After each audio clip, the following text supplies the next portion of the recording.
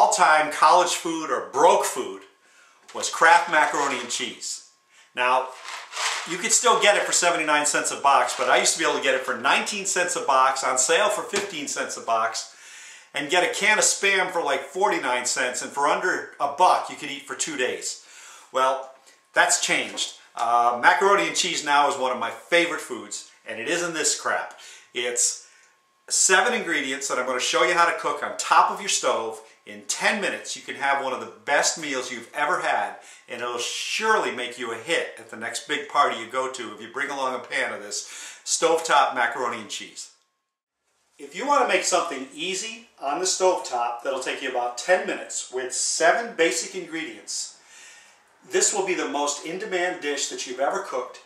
And again, if you're somebody who won't cook, doesn't want to cook, never has cooked, this will fake them out. People will think that you're a gourmet cook based on your mac and cheese. It's definitely not broke food. I got this mandolin thing a little while ago, if you can see it, and it's just a slicer, and I'm slicing up an onion. And I just use whatever onions around the house, and that's plenty. And I'm just going to take it and chop it up a little more, because all we're going to do with this onion is cook it. Now, whenever possible, will cook things in bacon fat. So I like to slice the bacon up into small pieces and fry it up that way. And then we'll just put that right in the mac and cheese. So really it's kind of mac and cheese carbonara. Once I get the bacon kind of ready, I do something that you probably don't see in most cookbooks, and that is I throw some butter in there. I told my daughters when they went away to college that if you ever want to fool anybody and let them think that you know how to cook, all you need is butter and garlic. You put butter and garlic in the pan, and the whole house smells like a French restaurant, and people will assume you know what you're doing. So I'm going to put some garlic cloves in there, but just to add a little fun, I'm going to put a little bit of garlic right in with the butter. Then I've chopped up 2 garlic cloves and the onions I did before in the mandolin, and I'm just going to put them in there and just let everything kind of get soft and juicy. Oh, I wish you could smell that right now. Oh, smells like home. Okay, this is the product placement portion of our video, and you can get these really cool Beast coffee mugs on our website, www.middleagecrazy.com. It'll make you more creative. Okay, so now that I've got the bacon kind of done, the butter's melted, the onions are nice and soft, they're not burned, I'm going to add 2 cups of heavy whipping cream. Okay, this is the non-diet part, along with the bacon and the cheese. Thank God we're using whole wheat pasta, huh?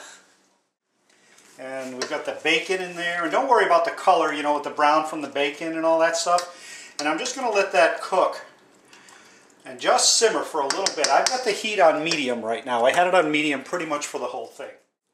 Of course, you don't want to forget to season it, so I've got some paprika. And that's not as much as I usually put in, but you have to figure out what you like. Of course, salt and pepper. Now, there's a lot of salt in with the pasta already, but a little more pepper and salt.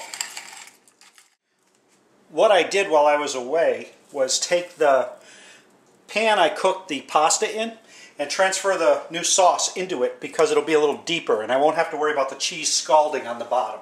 And you can put whatever kind of cheese you want in there. Today I'm going to use sharp cheddar cheese, 1 cup of that, and I'm just going to stir it in slowly.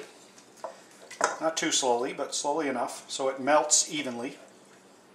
And all I'm trying to do is get this to melt.